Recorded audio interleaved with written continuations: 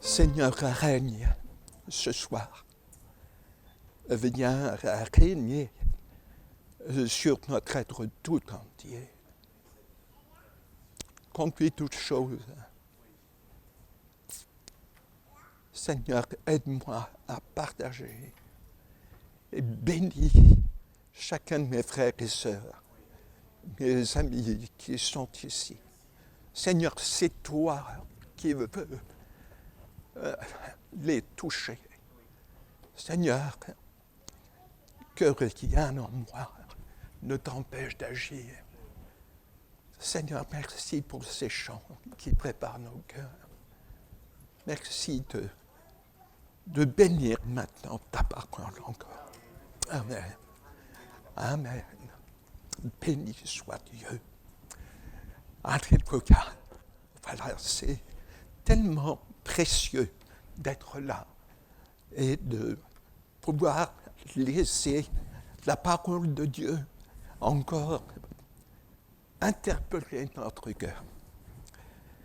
Hier soir, nous avons donc lu ce texte pour introduire dans Matthieu chapitre 22 à partir du verset 37.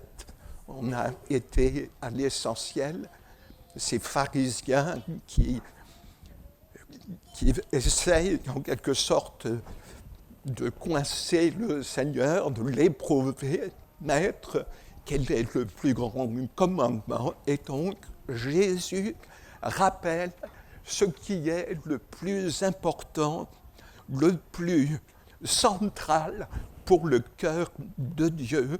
Et nous voulons nous imprégner de cela parce que c'est ce qui importe le plus le Seigneur.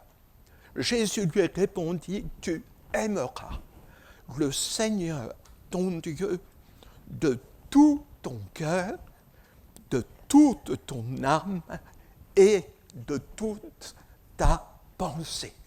C'est le premier et le plus grand commandement. Et voici le second qui lui est semblable. Tu aimeras ton prochain comme toi-même. Amen. Voilà le grand désir de Dieu. Ce que Dieu souhaite par-dessus tout, c'est que notre cœur comprenne qu'il nous a aimés avant même la fondation du monde, qu'il avait déjà tout préparé et qu'il nous connaissait avant même que nous ne soyons conçus dans le sein de notre mère. Dieu savait, Dieu avait le projet de nous amener à l'existence et il avait tout préparé. Quand je pense comment le Seigneur est venu me chercher dans ma misère, dans ma détresse, dans cette dépression très profonde dans laquelle j'étais en train de sombrer à un peu plus de 22 ans. Et là, j'étais dans cette détresse. Et après plusieurs mois de détresse, un après-midi, je réfléchissais, j'étais vraiment devenu une loque. Et dans ma chambre, je pensais, mais qui va t'en sortir? Et cette pensée est venue, et Dieu. Et là, j'ai crié à Dieu.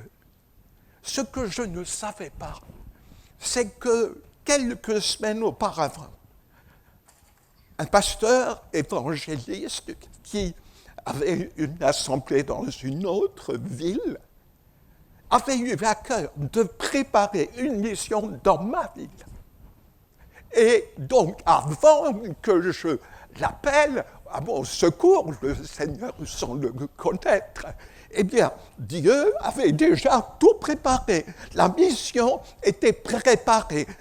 Les frères et sœurs qui devaient distribuer des prospectus dans toute la ville étaient préparés. Et quand j'ai crié à Dieu, tout était déjà préparé. Il ne manquait plus qu'une chose. C'était qu'un prospectus tombe dans ma boîte à lettres. Et il y avait, fort heureusement, un frère ou une sœur, je dis toujours, vivement que je sois au ciel pour voir le Seigneur, l'adorer, le glorifier, voir le Père, le Fils être béni, mais aussi je veux voir cette personne, ce chrétien ou cette chrétienne. Je crois que je vais l'étouffer en la serrant dans mes bras. Parce que si elle n'avait pas fait ce simple geste de mettre un petit bout de papier, une invitation pour venir écouter l'Évangile, je serais certainement mort aujourd'hui. Et vous ne me verriez pas ce soir. Mais gloire à Dieu, le Seigneur d'avance, c'est un Dieu d'amour. Il a tout préparé. Je suis sûr qu'il a préparé cette soirée depuis longtemps. Et qu'il savait exactement qui serait là ce soir. Vous avez bien fait d'être là. Parce que le cœur de Dieu, c'est que tout notre être soit heureux, béni, épanoui. On a beaucoup parlé du cœur hier soir, et on a aussi beaucoup parlé de l'amour du Père. Certains frères et sœurs, à la sortie de la réunion, m'ont dit, mais c'est vrai, on n'y songe pas toujours. On parle, à juste titre, de l'amour ineffable du Fils qui donne sa vie sur la croix. Mais parfois, le Père est oublié, alors que le Père nous a tant aimés qu'il a dû renoncer à secourir son Fils pour que nous soyons sauvés. Quel amour! Alors, on a beaucoup parlé, on peut puis en parler encore longtemps, de l'amour du Père. Ce soir, on va parler du bon berger, celui qui s'intéresse à nous et qui est venu, qui est descendu, qui s'est fait homme, et qui donc s'est revêtu de notre humanité. Et en se revêtant de notre humanité, il a su ce qu'était, ce que pouvaient être les souffrances de l'âme, de notre âme. Le commandement de Dieu, c'est d'aimer Dieu de tout notre cœur, mais c'est aussi d'aimer Dieu de toute notre âme. Et si notre cœur, comme nous l'avons dit hier soir, au contact de l'amour de Dieu, peut alors commencer à découvrir cet amour de reconnaissance envers Dieu. Si notre cœur, j'allais dire presque spontanément, naturellement, notre esprit qui est revenu à la vie, ce cœur nouveau, cet esprit nouveau, peut adorer Dieu, louer Dieu et est bien disposé, comme dit le Seigneur, l'esprit bien disposé. Eh bien, le Seigneur veut que notre âme soit-elle aussi imprégnée de l'amour de Dieu, qu'elle découvre l'amour de Dieu, qu'elle puisse commencer à trouver en Dieu un total repos. L'amour de Dieu pour notre âme est indispensable. Dieu sait que notre âme peut être tellement troublée, tellement bouleversée, tellement chahutée. J'ai l'habitude de dire que notre âme n'est pas comme notre esprit qui est revenu à la vie. Notre âme, elle est avec nous depuis notre naissance et même depuis notre conception. Et savez-vous que même un embryon, un enfant qui est encore dans le sein de sa mère et qui n'est pas complètement formé, eh bien, oui, il a une âme. C'est bon de s'en rappeler. Et qu'un enfant ressent ce que ressent sa mère. Est-ce que vous savez ça? Bien sûr, toutes les dames savent ça. Et nous, on a besoin de comprendre. Et lorsque un enfant n'est pas désiré, ça arrive, hélas. Un enfant n'est pas désiré. Eh bien, cet enfant va arriver au monde. Il y a déjà comme une tâche, quelque chose dans sa vie, un handicap. Son âme n'a pas été désirée. Et lorsque cet enfant est arrivé au monde, il n'a pas été accueilli comme un enfant doit l'être. Il y a un psaume qui est merveilleux, c'est le psaume 132, je crois. Et voilà. C'est le 131. Où il y a ce verset qui me parle personnellement. Pourtant, je ne suis pas une maman, mais je suis sensible à ces choses. Et je trouve ce passage formidable, psaume 131, verset 2. Voici que le psalmiste qui explique qu'il a appris à ne pas s'occuper de choses trop grandes et trop élevées pour lui. Il peut rester dans la paix. Et il dit ceci, loin de là, loin de tous ces soucis, tous ces tracas, toutes ces choses qui ne servent à rien au fond. J'ai l'âme calme et tranquille, comme un enfant. Alors, dans nos versions, on a ce vrai qui est auprès de sa mère. Mais j'ai regardé dans l'hébreu, c'est mieux que ça. Comme un enfant sur le sein de sa mère. Comme un enfant, un petit bébé, comme Aurore, et comme tous les bébés. Il est sevré, il a tout ce qu'il me faut, et il est au contact.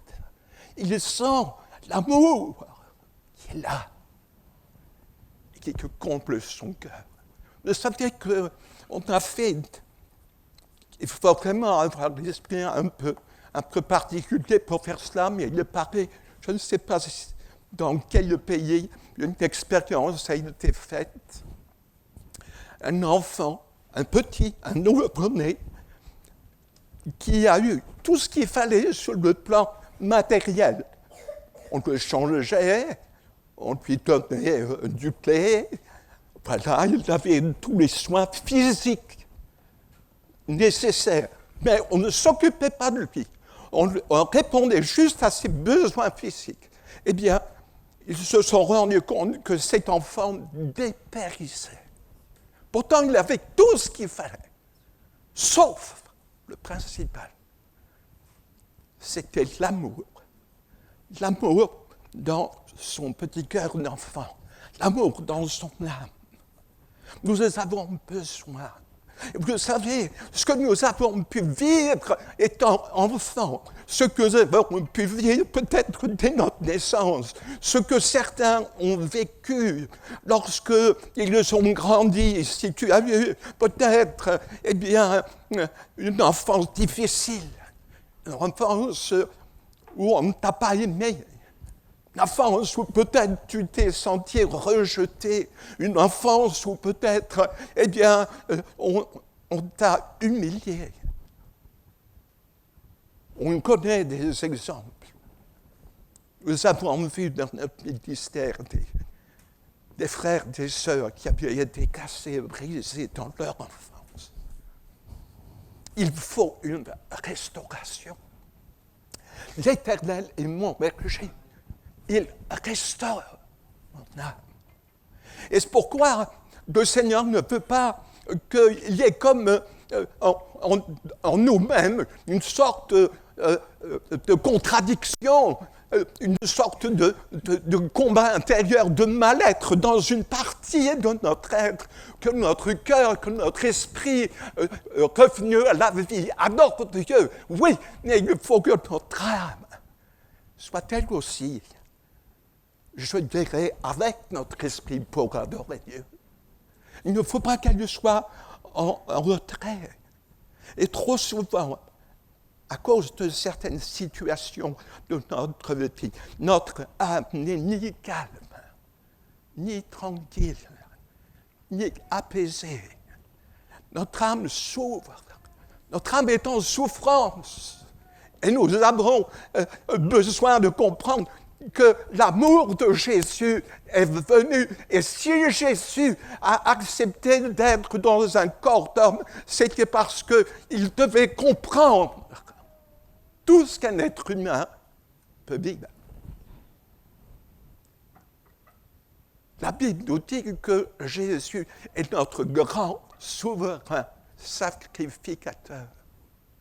Et ce souverain sacrificateur, il peut compatir à nos faiblesses. Il peut comprendre ce qui se passe à l'intérieur de notre cœur. Est-ce que cela ne t'est pas déjà arrivé, mon frère, ma sœur? D'un côté, ton cœur, ton esprit veut s'approcher de Dieu, louer Dieu, adorer Dieu. Et pourtant, tu passes à côté de cela dans ton âme par toutes sortes de souffrances. Tu as été blessé, tu as été rejeté, on s'est moqué de toi, on t'a trahi, que sais-je. Alors, il y a ce combat, ton âme n'est pas prête. Ton âme n'est pas disposée. Ton âme est dans la souffrance. Et combien de chrétiens ont du mal à marcher avec le Seigneur? Ils ont du mal. Et pourtant, ce n'est pas qu'ils n'aiment pas Dieu, mais il y a un besoin dans leur âme qui n'est pas encore réglé. Notre âme, comprenons-le bien, c'est ce que nous sommes, c'est notre personne, c'est notre identité, c'est notre caractéristique unique. Nous sommes tous uniques, tous différents. Et pourtant, nous aimons le Seigneur tous, mais chacun nous avons une histoire. Chacun nous avons un parcours. Chacun nous avons vécu dans différentes situations. Et notre âme a pu être impactée par ces choses-là. Lorsque nous sommes venus à Jésus, nous avons expérimenté ce que le Seigneur Jésus dit quand il appelle tous ceux qui sont fatigués et chargés. Vous connaissez bien ce passage, Matthieu 11, verset 28. Il dit ceci: venez à moi, vous tous qui êtes fatigués et chargés, et je vous donnerai du repos. Ça, c'est ce que nous avons expérimenté. Cette première partie, quand nous sommes venus à Jésus, nous étions fatigués. J'étais fatigué. Fatigué de ma vie de péché. Chargé de ma culpabilité. Nous étions tous comme cela, n'est-ce pas? Et nous sommes venus au Seigneur et nous avons entendu sa parole. Sa parole a touché notre cœur. Sa parole nous a révélé qui il était, pourquoi il était venu. Nous avons compris quelque chose de la croix et nous avons commencé à trouver du repos. Alléluia. Et voici que Jésus veut nous amener plus loin, c'est-à-dire plus près de lui. Il dit ceci: prenez mon joug sur vous. Il faut qu'il règne. Prenez mon joug sur vous et recevez mes instructions. Littéralement, apprenez de moi, car je suis doux. Alléluia. Combien ont besoin de douceur? Et puis, on a besoin de douceur. Ce monde est dur. Il y a beaucoup de dureté. Qu'il n'y ait pas de dureté dans le cœur des frères et des sœurs. Qu'il n'y ait jamais de dureté en nous. Nous avons besoin de douceur. On peut obtenir plein de choses par la douceur. Amen. Une langue douce, elle peut briser le rocher. Elle peut briser un cœur dur, une langue douce. Je suis doux et humble de cœur. Tu as besoin d'une âme humble. Vous savez, l'âme, c'est le siège du moi. Moi. Quelqu'un a dit, il y a eu Mao Tse-tung et il y a Moa, c'est tout. L'ego. Moi. Et ça pose beaucoup de problèmes. Notre âme, ça peut en parler souvent des ennemis extérieurs, mais pensez bien que l'ego, le moi, c'est un ennemi intérieur qu'il me faut discerner et à qui il va falloir appliquer une méthode énergique. Je suis doux et humble. Jésus nous propose que nous lui apportions cette âme qui a tant de besoins, des besoins réels, profonds, parce qu'il y a eu de la souffrance. Je le répète, parce qu'il y a eu un passé, un passif, parce que ton âme a été blessée, brisée. Parce que tu n'as pas eu l'amour naturel, je dis bien l'amour naturel, tu ne l'as même pas eu. Et ton âme est dans cette souffrance. Et quand on n'a pas connu l'amour d'un papa, d'une maman, on ne peut pas donner ce qu'on n'a pas reçu. Et souvent, nous répétons vers les autres les souffrances que nous avons pu endurer, jusqu'à ce qu'il y ait une guérison. Alléluia. Jusqu'à ce qu'il y ait la guérison, la restauration du Seigneur Jésus. Et Jésus dit bien, prenez mon joug sur vous, recevez, apprenez de moi, je suis doux et humble de cœur, et le résultat, et vous trouverez le repos pour vos âmes. Car mon joug est doux et mon fardeau léger. Je veux te parler de l'amour de Jésus ce soir. On a parlé de l'amour du Père qui a donné son Fils. Ce soir, comprenons que Jésus s'est incarné, il est venu, et son désir, son souhait, c'était que nos âmes chargées, fatiguées, eh bien, puissent venir à lui, et ne fassent pas seulement que trouver du repos, une sorte de soulagement, mais le repos pour nos âmes. Voilà pourquoi, si quelqu'un vient à Christ, accepte Jésus comme son sauveur, mais ne comprend pas qu'il faut que Jésus puisse devenir le roi de sa vie. Jésus a dit, prenez mon joug. Oh, mais au départ, un joug, ça évoque pourtant quelque chose d'assez dur. Parce que le joug, c'était une pièce de bois assez lourde, qui était posée sur deux animaux de trait, pour qu'ensemble, ils aient plus de force. Et Jésus prend cette image du joug. Alors, on pourrait dire, oh, mais le joug que Jésus veut mettre sur moi, c'est donc un joug dur, mais je n'en veux pas, parce que des jougs durs, j'en ai déjà. Mais Jésus dit, mon joug est doux et mon fardeau léger. Le joug du Seigneur, c'est son règne d'amour sur ta vie. Pour qu'enfin, ton âme puisse être comme ce petit bébé sous le sein de sa maman. Il l'a bu, il est content. Il sent la chaleur de sa maman. Il entend son cœur battre. Qu'est-ce qu'il peut demander de plus? Il est trop bien. Ton âme, elle est fragile. n'est pas aussi forte que ton esprit, qui est capable de dire à ton âme, comme dans un psaume, eh bien, pourquoi t'as battu mon âme? Et gémis-tu au-dedans de moi? Espère mon Dieu, car moi, l'esprit, mon esprit, je le louerai encore. Mais l'âme dit, oui, toi, c'est facile pour toi. Toi, tu es en contact avec le Saint-Esprit, avec le Seigneur.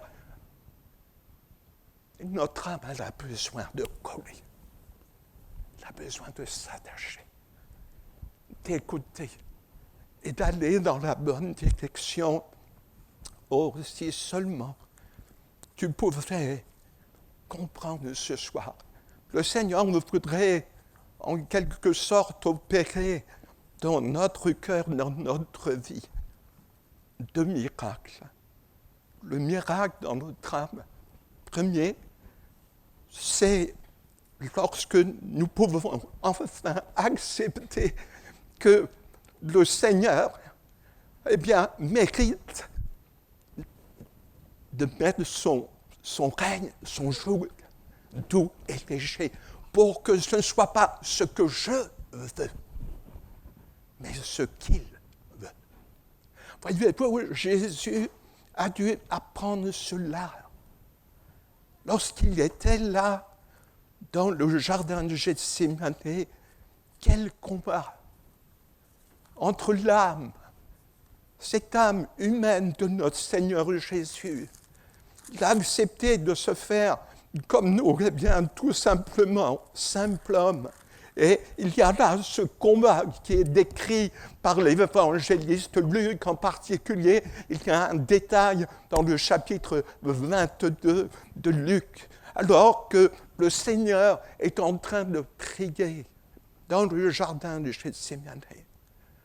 À partir du verset 42, il dit, « Père, si tu voulais éloigner de moi cette coupe, toutefois, voyez que c'est ça le combat, que ma volonté ne se fasse pas, mais la tienne. » Il y a là quelque chose de terrible que nous ne pouvons pas comprendre. Le combat qui s'est livré dans l'âme pure de Jésus. Il savait que quelques heures plus tard, il serait sur cette croix. Et ce n'était pas, je ne crois pas, les souffrances physiques qui le faisaient reculer. C'est que Jésus avait une âme pure, une conscience pure. Et il savait qu'il allait être chargé de toutes nos perversions, de toute notre iniquité, de toutes nos souillures. C'était cette coupe-là qu'il aurait, dans son âme, aimé ne pas boire. Parce que son âme était pure. Son esprit a pris le dessus. Mais non pas ce que je veux, mais ce que tu veux. Son âme s'est comme soumise. Parce que c'était là la raison pour laquelle il était venu.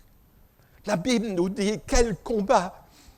Alors, un ange lui est apparu du ciel pour le fortifier, étant en agonie. Ce terme, en grec, signifie angoisse.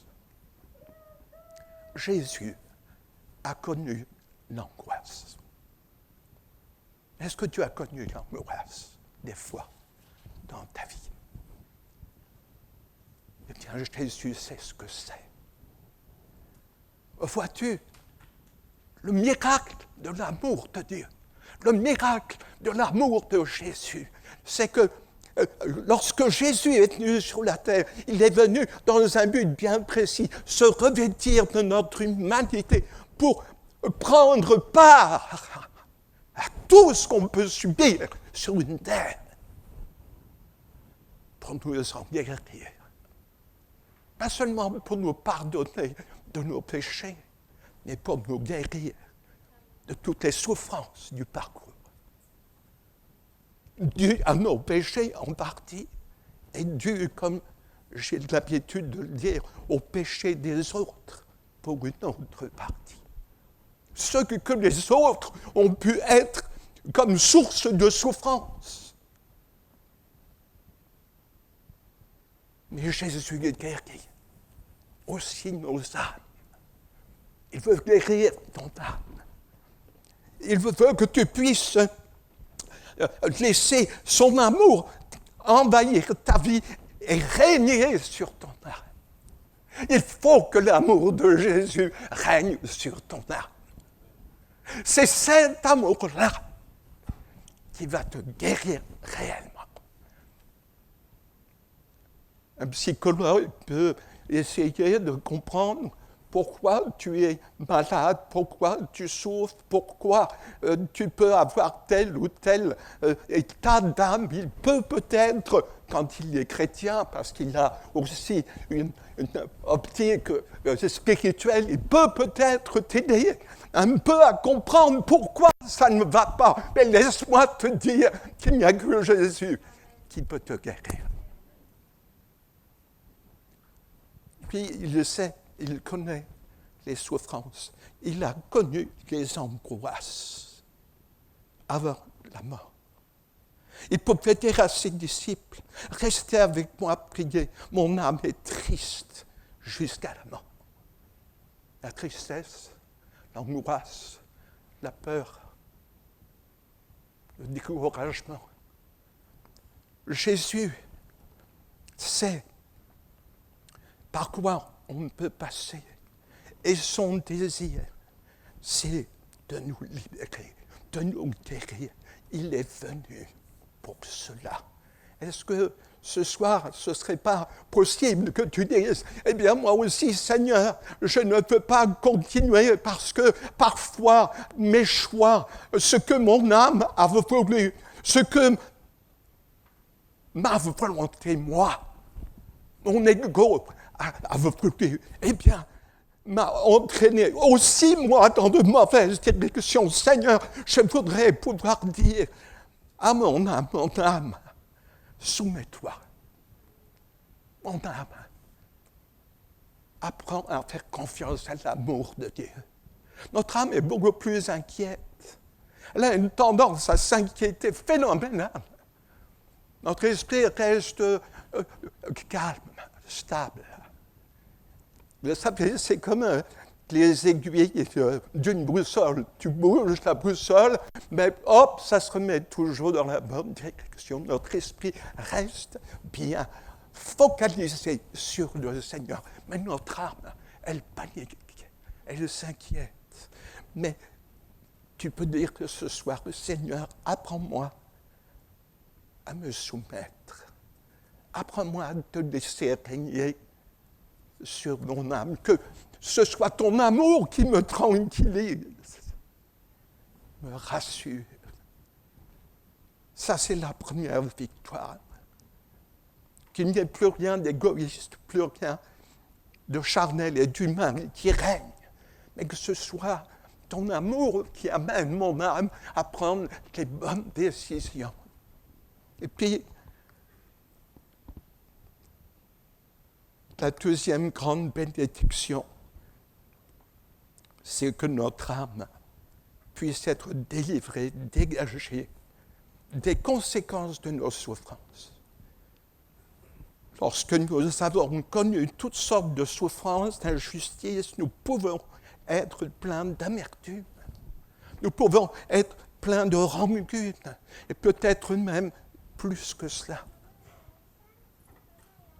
Et quand on vit avec l'amertume, la rancune, la souffrance, lorsque l'amour de Dieu n'est pas encore passé dans notre âme pour nous donner la force de pardonner, alors nous portons un terrible poison à l'intérieur de nos mains. Et tant de chrétiens sont aussi en lutte et en combat avec ces choses-là, avec cet aspect de leur vie. Alors je voudrais te dire ce soir, je vous en supplie, ne gardez plus de rancune, ni d'amertume, ni quoi que ce soit négatif. La Bible dit, pardonnez Et elle ajoute, ça c'est dans la bouche de Jésus, que si nous ne pardonnons pas à ceux qui nous ont offensés, Dieu ne nous pardonnera pas non plus nos offenses.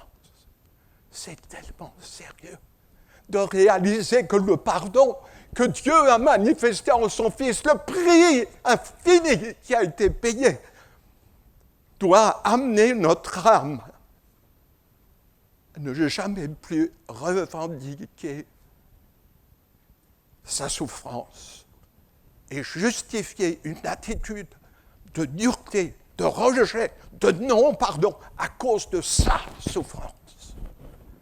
Mon frère, ma sœur, Jésus a souffert plus que quiconque ne peut le réaliser. Quand le prophète Ésaïe parle des souffrances de Jésus, il en parle comme on l'a lu, n'est-ce pas, dans ce jardin de Gethsémane. Et la Bible nous dit que le Seigneur s'est chargé. Ce sont nos souffrances qu'il a portées. Ésaïe 53, verset 4. Nos souffrances qu'il a portées.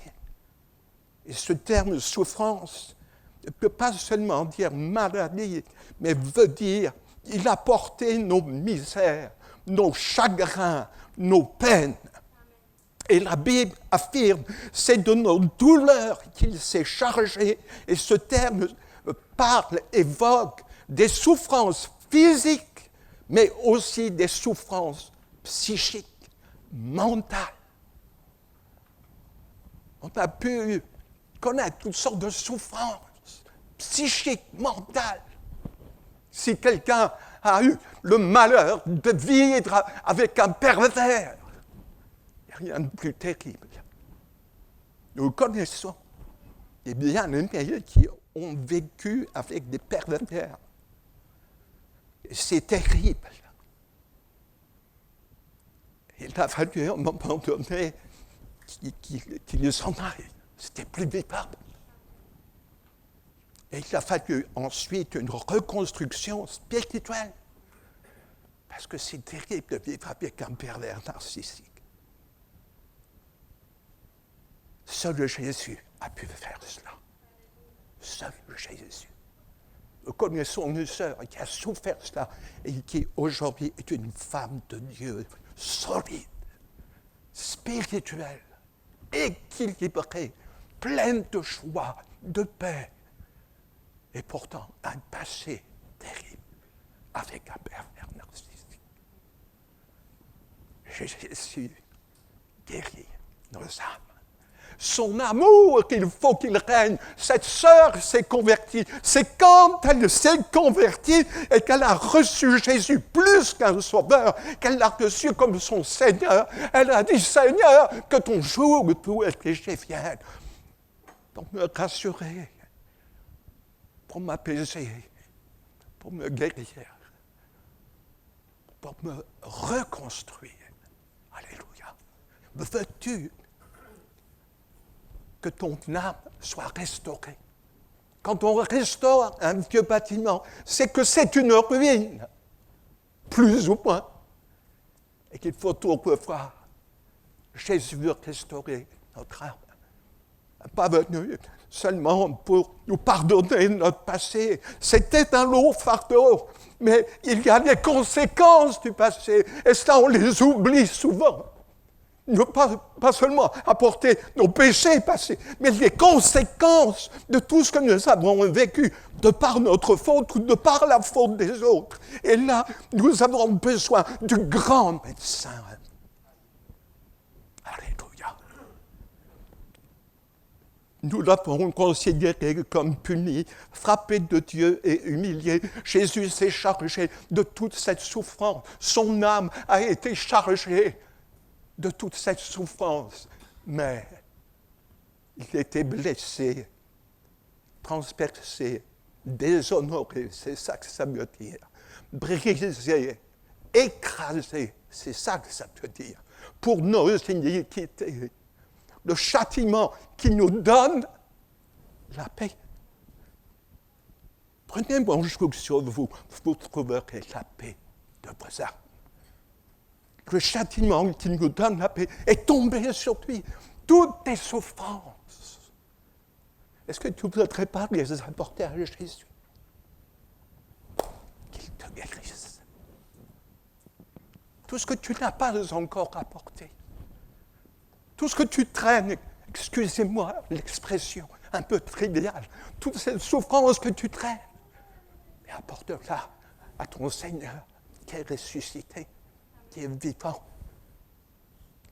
et qui s'en est chargé.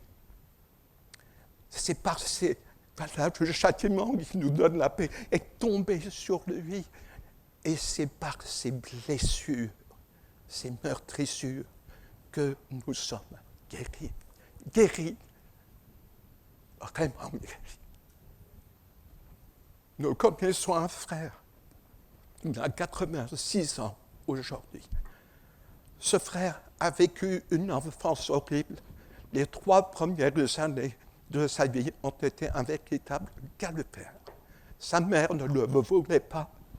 Et dès qu'il est sorti, dès qu'il est né, elle avait voulu le prendre et le jeter dans les WC turcs. Une aide-soignante avait vu le manège qu'elle partait avec le bébé et elle lui a pris des mains. Ensuite, cet enfant, après un certain temps, est revenu chez lui et cette mère, méchante, plus que méchante, possédée, a gardé cet enfant dans une espèce de caisse. Pendant les 3 premières années de sa vie, elle le soulevait, elle lui jetait quelque chose à manger et elle le refermait. 3 ans. Cet enfant n'a même pas pu se développer normalement. Il est haut comme ça, à 86 ans. Mais à 16 ans, il a rencontré Jésus. Il s'est converti. Sa vie a changé. Il avait été jeté à devoir à la porte. Et il a découvert l'amour du Seigneur. Ça serait trop loin d'expliquer. Eh bien, cet homme qui avait vécu ça, il est rempli d'amour. Le Seigneur l'a guéri. Quand il s'est converti, sa vie a changé. Il n'a jamais souffert de cela. Certains ont fait cette expérience formidable. Dès leur conversion, toute leur souffrance passée a été effacée. Il n'y a plus rien. Ils les ont pardonnés à tous. Ils seraient capables d'embrasser la terre entière. D'autres, c'est plus dur. Et toi, mon frère, ma sœur, ce soir, c'est possible pour toi d'expérimenter cette paix profonde. Ton âme a besoin de laisser l'amour de Dieu y régner. Laisse l'amour de Jésus régner dans ton âme. Laisse l'amour de Jésus prendre toute sa place dans ton âme et dis au Seigneur, Seigneur, restaure mon âme comme il est écrit dans ta parole. Toi seul peux me donner une âme qui fonctionne comme tu as toujours voulu que notre âme fonctionne. Quand nous sommes venus au monde, nous étions impeccables. Tout est à condition d'avoir été désiré à notre naissance. Mais tant de choses ont abîmé notre âme. Abîmé. Mais Jésus restaure. Ce soir, c'est possible que tu puisses soumettre ton âme et que tu puisses dire « Je veux t'aimer, Seigneur, de toute mon âme en réponse à ton amour et je veux laisser ton amour faire ce miracle dans ma vie. » D'affranchissement de ma volonté pour que ce ne soit plus moi, mais toi qui règne dans mon âme et que je sois suffisamment souple pour ne pas m'opposer à ce que tu veux, et que mon âme soit apaisée, heureuse, épanouie, qu'il n'y ait plus de rancune, plus de haine, que je puisse, en sondant mon cœur, me dire, alléluia, je suis en paix avec tous. C'est beau ça, d'être en paix avec tous. De pouvoir dire, tu m'as fait du mal, mais je t'ai pardonné. Alléluia. Ça, c'est beau. Puis c'est un témoignage aussi. Des fois, notre âme a aussi besoin de dire à quelqu'un, je t'ai fait du mal, pardonne-moi. Ça va dans les deux sens. J'ai remarqué d'ailleurs que quand quelqu'un vient vers quelqu'un d'autre en disant, mon frère, pardonne-moi, je ne me suis pas conduit comme j'aurais dû, je te demande pardon. Ça arrive souvent que de l'autre côté, l'autre dise, tout bien pesé, peut-être, moi aussi, même sûrement, je dois aussi te demander pardon. Que c'est beau quand il y a une réconciliation.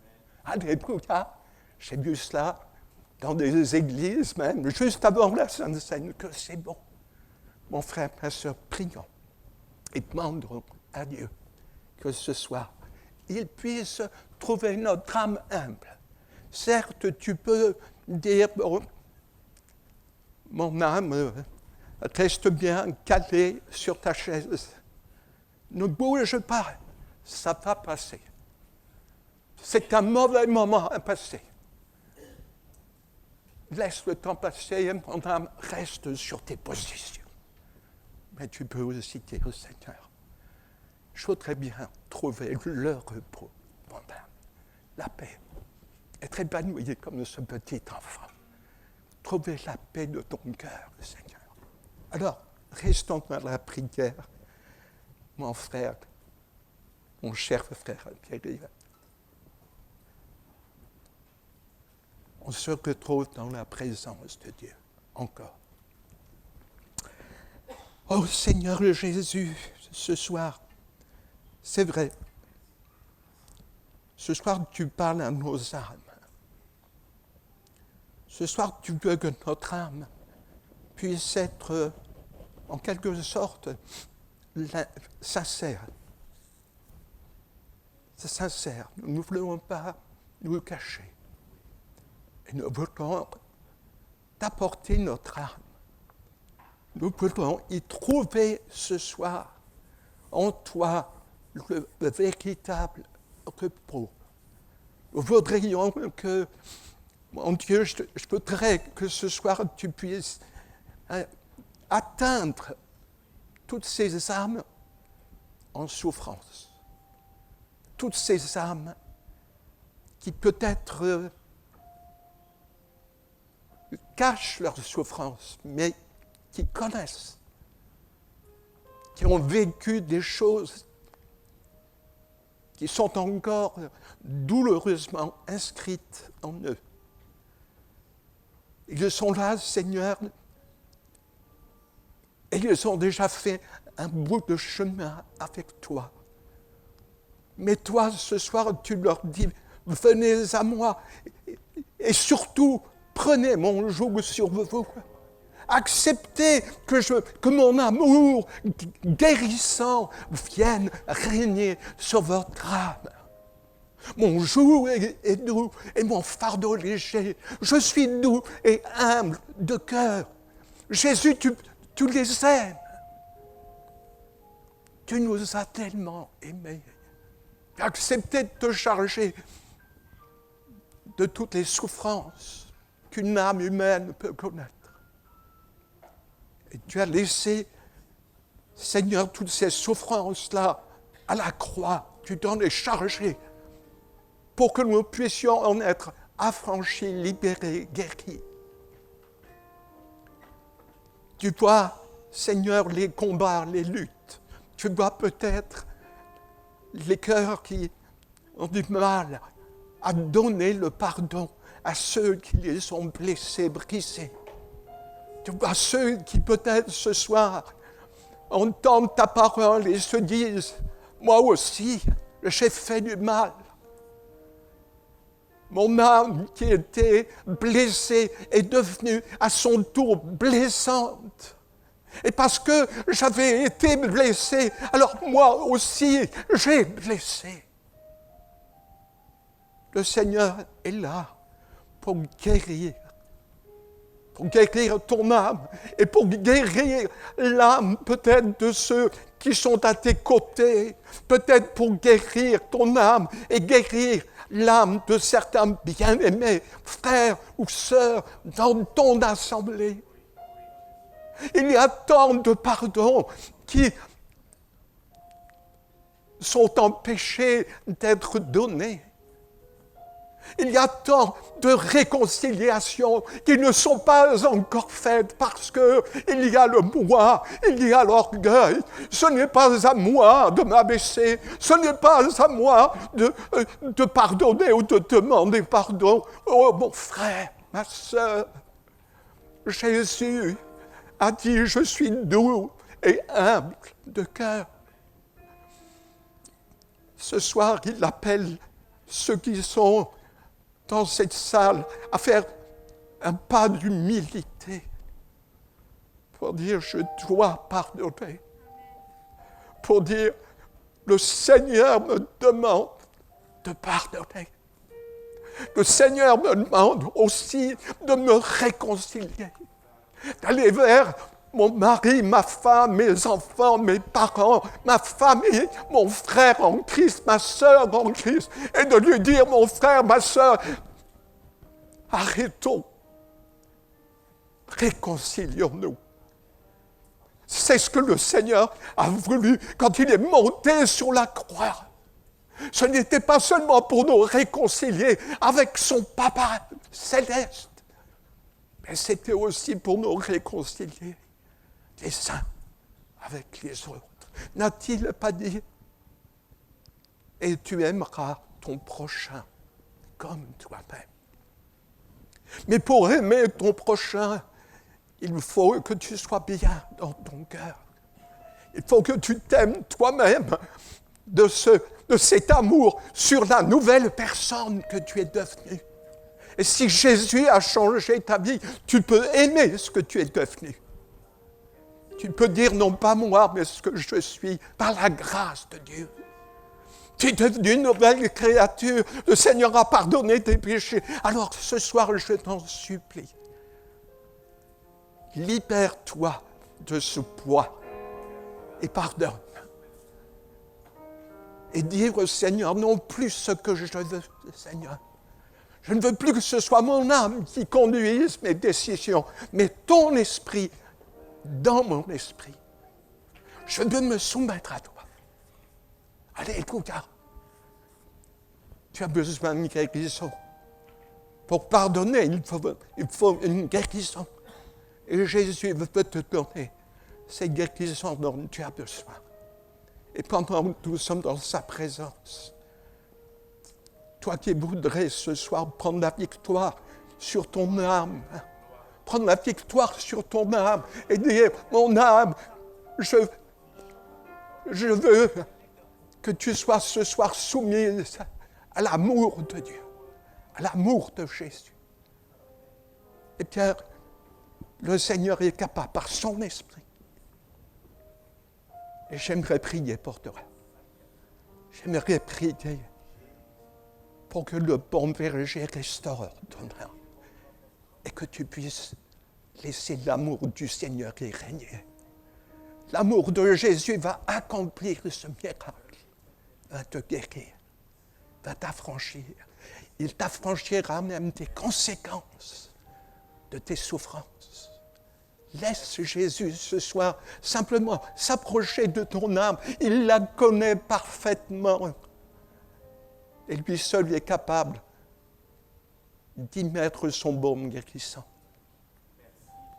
Si c'est ce soir le temps de Dieu pour toi, le temps de la guérison de ton âme, le temps de la fin de tes remords, de tes souffrances, de tes blessures du passé. C'est le temps ce soir où tu ne vas pas repartir avec cette souffrance, cette rancune, cette peine, et parfois des sentiments plus forts que cela. Eh bien, je vais t'inviter à prendre la victoire sur ton moi, sur toute forme d'amour-propre, d'orgueil.